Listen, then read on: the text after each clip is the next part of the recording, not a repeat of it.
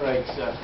Good morning, everyone. I know you have a number of questions. I will take an opportunity to just provide a few opening comments, but I know many of you followed my statement in the legislature this morning. I think it's evident today that people of New Brunswick are very astute and better informed of the energy challenges that are facing our province, and why our government moved forward on dealing with some of these challenges. I had the opportunity to visit a number of communities where people have lost their jobs because of the uncompetitive environment in which our industries were manufacturing. I had the opportunity to listen to parents and family members who had to make difficult choices because of some pretty harsh winters we've had where their electricity bills have gone up, and it's been extremely difficult to make ends meet. And over the last 3.5 years, I'm proud to have had a team that has had the convictions to move forward and provide solutions to some of these challenges. I think it's evident today that we had an extremely good deal that would benefit future generations. A deal that was going to lessen the debt of NB Power, a deal that was going to bring forward more affordable rates, electricity rates for every single New Brunswicker, a deal that was going to lessen our dependence on fossil fuels, and a deal that was going to transfer the risk associated with our generation capacity and maintaining that of generation plants in the province of New Brunswick.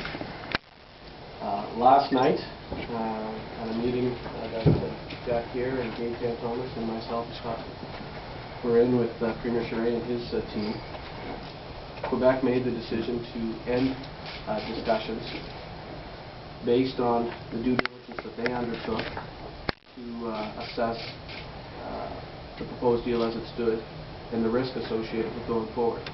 And they were looking at ways to mitigate some of that risk for the deal to move forward, and our government was not prepared to move from the value of the agreement that we had been able to put forward and the benefits that were contained in that agreement.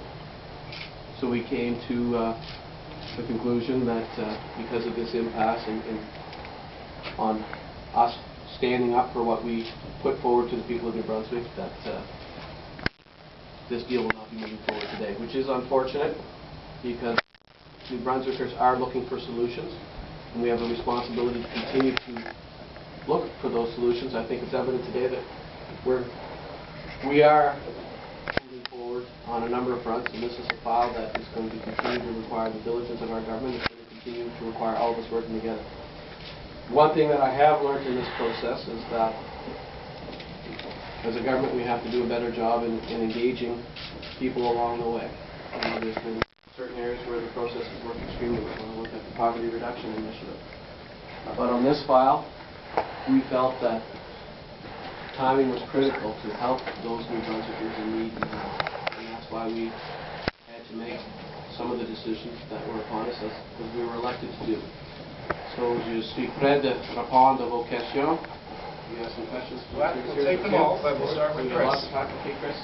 Okay, I wonder if you could just tell us a bit more about the risks that Quebec didn't want to pursue on its own. Well, as I said, this was a deal that provided many benefits for the people of New Brunswick. It required a payment of over $3 billion from Hydro-Quebec to NB Power, which was going to substantially lower our debt. It was an opportunity to create a new heritage pool of power in the province of New Brunswick that was going to provide substantial rate savings of billions of dollars for homeowners and businesses in the province of New Brunswick. And it was an opportunity that was going to allow us to lessen our dependence on our existing infrastructure and utilize the hydro capacity of Quebec. When Quebec went through their due diligence process, what became evident to them was that there was higher risk associated with maintaining and running certain assets. The Mactaquac Dam would be one example. The dam has provided affordable and reliable electricity for our citizens for years.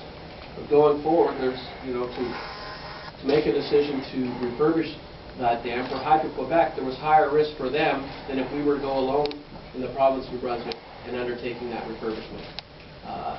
There were higher civil risks that they would have to take on than what we would have here in the province of New Brunswick that they were expressing concern about.